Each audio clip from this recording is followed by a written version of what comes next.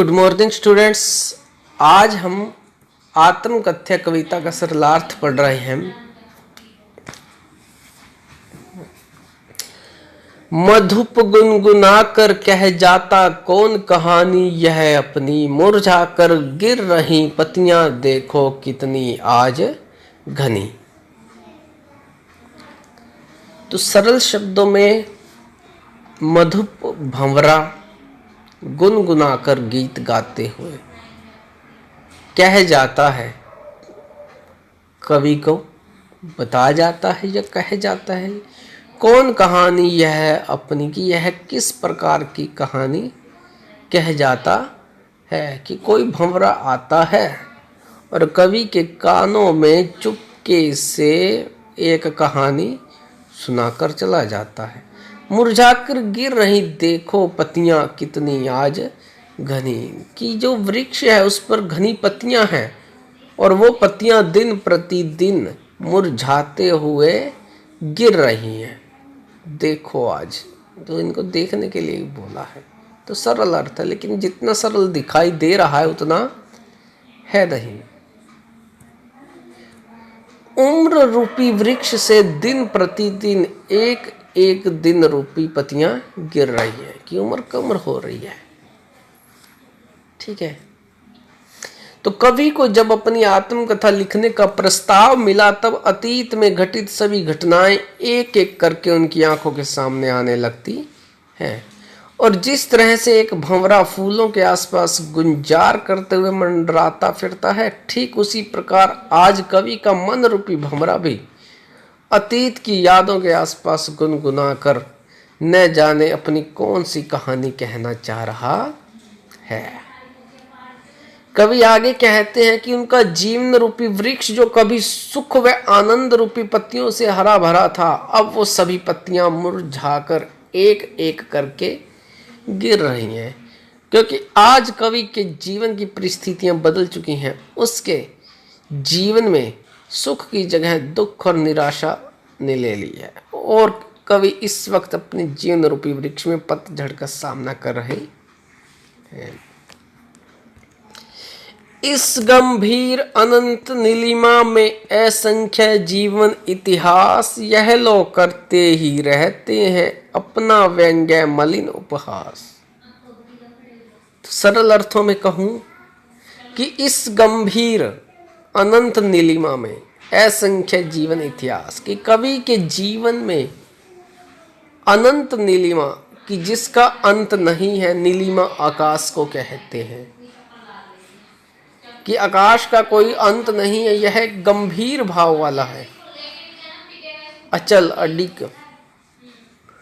इसके जीवन में असंख्य जीवन इतिहास है। यहां कवि स्वयं से जोड़ना चाहता है कि कवि के जीवन रूपी जो अनंत आकाश है उसमें असंख्य जीवन इतिहास बने हुए हैं। और फिर क्या है कि यह लो करते ही रहते हैं अपना व्यंग्य मलिन उपहास, और ये इतिहास कवि का व्यंग्य करते हैं कवि पर और उसका उपहास उड़ाते हैं, उस पर मजाक उड़ाते हैं।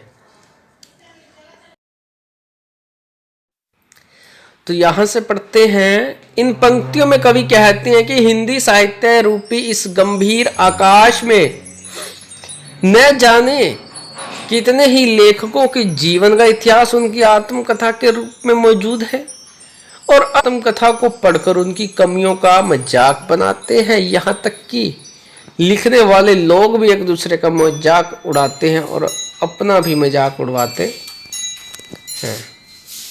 तीसरा पद्यांश है, तब भी कहते हो कह डालूं दुर्बलता अपनी बीती, तुम सुनकर पाओगे देखोगे यह गागर रीति। कि कवि ने ऊपर वाले पद्यांश में कहा कि उसके जीवन में जो जीवन इतिहास है, लोग उसको पढ़कर सुनकर मजाक उड़ाते हैं और उसके जीवन में ऐसा कोई उपलब्धि नहीं है जिसको कवि शेयर कर सके। फिर भी कवि पूछ रहा है कि तुम तब भी कहते हो कि मैं अपनी जो दुर्बलताएं हैं, जो अपने जीवन में बीत चुकी हैं, कमियां कमजोरियां हैं, वो तुम्हें कह दूं और तुम उसको सुनकर सुख पाओगे। देखोगे यह गागर रीति कि कवि के जो जीवन रूपी गागर है उसको देखकर तुम सुनकर सुख पाओगे। ऐसा हो सकता है। इस कड़वे सत्य को जानते हुए भी प्रत्येक व्यक्ति एक दूसरे की दुर्बलताओं और कमजोरियों का मजाक बनाने में लगा है। तब भी तुम मुझसे कह रहे हो कि मैं अपनी दुर्बलताओं, कमजोरियों व निराशा और हताश से भरी अपने जीवन की कथा लिखूं जो मेरे साथ बीता है। उस सब के बारे में लिखकर लोगों को दिखाऊं और फिर अपना मजाक उड़वाऊं। फिर कभी अपने दोस्तों से पूछते हैं कि अच्छा तुम बताओ, तुम्हें यह सब सुनकर या पढ़कर सच में सुख मिलेगा या मेरा जीवन रूपी जो घड़ा है एकदम खाली है, अब उसमें कोई भी खुशी या आनंद रस नहीं है।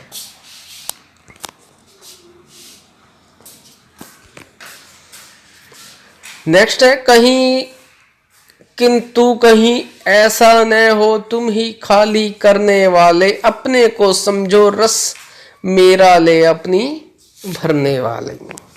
तो इन दो पंक्तियों में कवि उन लोगों को संबोधित कर रहा है जो कवि की आत्मकथा पढ़ना चाहते हैं, उससे परिचित होना चाहते हैं, आनंद लेना चाहते हैं। कवि उनको कहते हैं कि कहीं ऐसा ना हो कि तुम ही खाली करने वाले, कि कवि के जीवन रूपी गागर को खाली करने वाले तुम लोग अपने को समझो, खुद को समझ रहे हो, मेरा रस ले अपनी भरने वाले, और अब कवि के जीवन से रस लेकर आनंद लेकर अपने जीवन में रस और आनंद भरना चाहते हो। कहीं ऐसा तो नहीं है। कवि आगे कहते हैं कि अगर मैंने अपनी आत्मकथा में कुछ ऐसा लिख दिया कि जिसे पढ़कर तुम कहीं ऐसा न समझो कि मेरे जीवन रूपी गागर में जो सुख, खुशियों और आनंद रूपी रस थे वो सभी तुमने ही खाली किए हैं, और उन सभी रसों को मेरे जीवन रूपी गागर से लेकर तुमने अपने जीवन रूपी गागर में भर लिया हो और मेरा जीवन दुखों से भर दिया हो। कि कवि जब अपनी आत्मकथा लिखेंगे तो वो अपने सुख दुख के सारे पल लिखेंगे। किस व्यक्ति ने कवि को दुख दिया, कष्ट दिया, वो भी बातें सामने आएंगी। और जो लोग कवि से ये जानना चाहते हैं उसकी आत्मकथा, और उनमें वो लोग भी शामिल है जिन्होंने दुख दिया, तो वो स्वयं अपने आप को शर्मिंदा महसूस करेंगे। कुछ भी हो सकता है, तो कवि पहले ही उन्हें सचेत कर रहा है।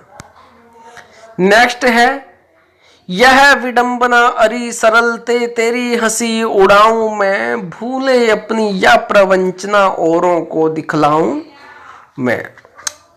तो यहां पर कवि फिर उन्हें कह रहा है कि हे सरलते, सरल हृदय वालों, यह विडंबना, विडंबना होता है मजाक का विषय, कि यह कोई मजाक का विषय है कि कहीं ऐसा न हो कि मैं आत्मकथा में तुम्हारी हंसी उड़ाना शुरू कर दूं लिखते हुए, और अपनी भूलें उस आत्मकथा में लिखूंगा, और प्रवंचना, लोगों के द्वारा कवि को दिए गए धोखे, छल, कपट, प्रपंच दूसरों की दिखलाऊं मैं कि अपनी कविता में लिख करके। कवि कहता है कि मैं कहीं ऐसा ना हो कि अपनी गलतियां दिखाऊंगा कि मेरी गलतियों के कारण लोगों ने मुझे धोखा दिया, कष्ट दिया, छल किया, मेरे साथ प्रपंच किए। ये सब इसमें से पढ़ते हैं। कवि यहां पर कहते हैं कि जिस व्यक्ति का स्वभाव जितना ज्यादा सरल होता है उसको लोग उतना ही ज्यादा धोखा देते हैं। इसलिए कवि कहते हैं कि यह बड़ी विडंबना है कि मेरे मित्र मुझे आत्मकथा लिखने को कह रहे हैं, लेकिन मेरे सरल स्वभाव के कारण मेरे जीवन में मुझसे जो गलतियां हुई हैं, कुछ लोगों ने उसका फायदा उठाकर मुझे धोखे दिए या मेरे साथ जो छल प्रपंच किया है, उन सभी के बारे में लिखकर मैं अपना और उनका मजाक नहीं बनाना चाहता हूं। अपने प्रपंची मित्रों की असलियत दुनिया के सामने लाकर मैं उनको शर्मिंदा नहीं करना चाहता हूं, इसीलिए मैं अपनी आत्मकथा नहीं लिखना चाहता हूं। नेक्स्ट है, उज्ज्वल गाथा कैसे गाऊं मधुर चांदनी रातों की, अरे खिलखिला कर हंसते होने वाली उन बातों की। कवि के जीवन में थोड़े से सुख आए थे। अब कह रहा है कि मैं उनकी उज्जवल गाथा कैसे गाऊं, कैसे बयान करूं उन मधुर चांदनी रातों की। और यहां पर मधुर चांदनी रातों का मतलब है कवि के जीवन में मिलने वाले सुख, उमंग, जोश। और वो ऐसा जोश उमंग था, सुख था, जिसमें कवि अरे खिलखिलाकर हंसने होने वाली उन बातों की, जिसमें कवि खिलखिलाकर हंसता था। उन बातों से कवि खिलखिला उठता था। उनको कैसे गा दे। उपरोक्त पंक्तियों में कवि अपनी पत्नी के साथ बिताए गए मधुर पलों का जिक्र कर रहे हैं। दरअसल कवि की पत्नी की मृत्यु युवा अवस्था में ही हो गई थी। अपनी पत्नी के साथ बिताए मधुर पलों की स्मृतियां ही अब कवि के जीवन का एकमात्र सहारा व मार्गदर्शक हैं। इसीलिए वो अपनी पत्नी के साथ बिताए हुए उन मधुर पलों को अपनी उज्जवल गाथा के रूप में देखते हैं और उन्हें किसी के साथ बांटना नहीं चाहते। उपरोक्त पंक्तियों में कवि कहते हैं कि चांदनी रातों में मैंने अपनी प्रेयसी अर्थात पत्नी के साथ एकांत में खिलखिलाकर हंसते हुए, उससे प्यार भरी मीठी बातें करते हुए जो समय बिताया है वह मधुर स्मृतियां ही तो अब मेरे जीवन जीने का एकमात्र सहारा है। उन आनंद भरे पलों की बातों को मैं एक दूसरे के साथ बांटना नहीं चाहता। नेक्स्ट है, मिला कहां वह सुख जिसका मैं स्वप्न देख कर जाग गया, आलिंगन में आते आते मुस्कुरा कर जो भाग गया। कवि फिर प्रश्न चिन्ह लगा रहा है कि कवि को वह सुख कहाँ मिला है जिसका वह स्वप्न देखकर जाग गया। कि जिस सुख का कवि ने स्वप्न देखा और जागा वह सुख कवि को मिला ही नहीं। और वह सुख कवि के आलिंगन में आते आते, कवि के पास समीप उसको गले लगाते लगाते से पहले ही मुस्कुराकर उससे दूर हो गया है। सरल शब्दों में है, कवि कहते हैं कि वह सुख जिसका मैं स्वप्न देख रहा था, उस स्वप्न को देखते देखते अचानक मेरी आंख खुल गई। तब मुझे पता चला कि वास्तव में मैं जिस सुख की कल्पना कर रहा था वह सुख मेरी बाहों में आते आते अचानक मुझे धोखा देकर भाग गया है। अर्थात कवि ने अपनी पत्नी के साथ सुखपूर्वक जीवन जीने की जो कल्पना की थी वह उसकी मृत्यु के साथ ही खत्म हो गया है और उसका सारा जीवन दुखों से भर गया है। जिसके अरुण कपोलों की मतवाली सुंदर छाया में अनुरागिनी उषा लेती थी निज सुहाग मधुमाया में, उसकी समृति पाथ ये बनी है थके पथिक की कंथा की, सीवन को उधेड़ कर देखोगे क्यों मेरी कंथा की। तो यहां तक देखिए आप, नीचे वाला एक पद्यांश का एक पंक्ति भी साथ जुड़ेगी। तो यहां कवि ने जो अपनी पत्नी के साथ समय व्यतीत किया है उसके साथ जैसे उसके मधुर पल रहे हैं वो शेयर कर रहे हैं। उपरोक्त पंक्तियों में कवि अपनी पत्नी की सुंदरता का बखान कर रहे हैं। अरुण कपोल, लाल रंग के गाल, कपोल गाल और अरुण लाल रंग की मतवाली सुंदर छाया में, मतवाली मद मस्त कर देने वाली सुंदर छाया में, उसकी अनुपम सुंदर छाया में या सहारे में अनुरागिनी उषा लेती थी निज सुहाग मधुमाया में। अनुरागिनी, अनुराग से परिपूर्ण उषा, प्रातः सुबह प्रभात लेती थी निज सुहाग मधुमाया में, अपने सुहाग की मधुरता प्राप्त करती थी। उसकी स्मृति पाथ ये बनी है कि अब कवि के पास उसकी स्मृतियां, यादें ही पाथ ये सहारा बनी है, उसका मार्ग बनी है जीवन जीने का।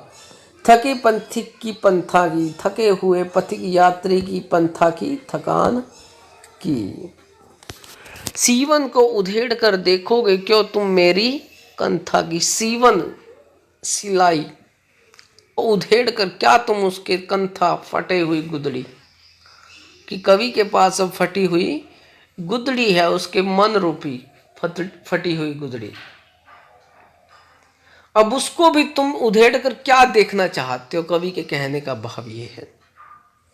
उपरोक्त पंक्तियों में कवि अपनी पत्नी की सुंदरता का बखान कर रहे हैं। कवि कहते हैं कि भोर के समय उसकी प्रेयसी के लाल गाल ऐसे प्रतीत होते थे मानो उसके लाल गालों की मतवाली सुंदर छाया में प्रेम भरी भोर सूर्योदय का समय भी अपने सुहाग की मधुरिमा प्राप्त करती हो।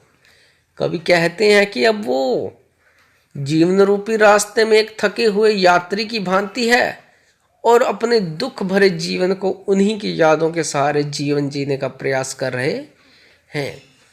वही यादें उन्हें सदैव जीवन मार्ग पर आगे बढ़ने की प्रेरणा देती हैं। यानी कि कवि के अपनी पत्नी के साथ बिताए क्षण ही अब उसके जीवन का एकमात्र सहारा है। इसीलिए कवि उन्हें किसी के साथ बांटना नहीं चाहते, उन्हें सिर्फ अपने दिल में संजो कर रखना चाहते हैं। सीवन को उधेड़ कर देखोगे क्यों कंथा मेरी,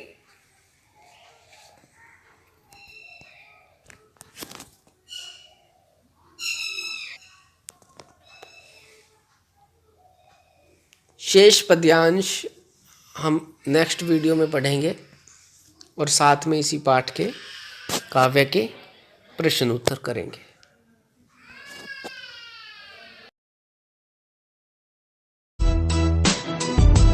Powered by PK Star 007. Powered by PK Star 007.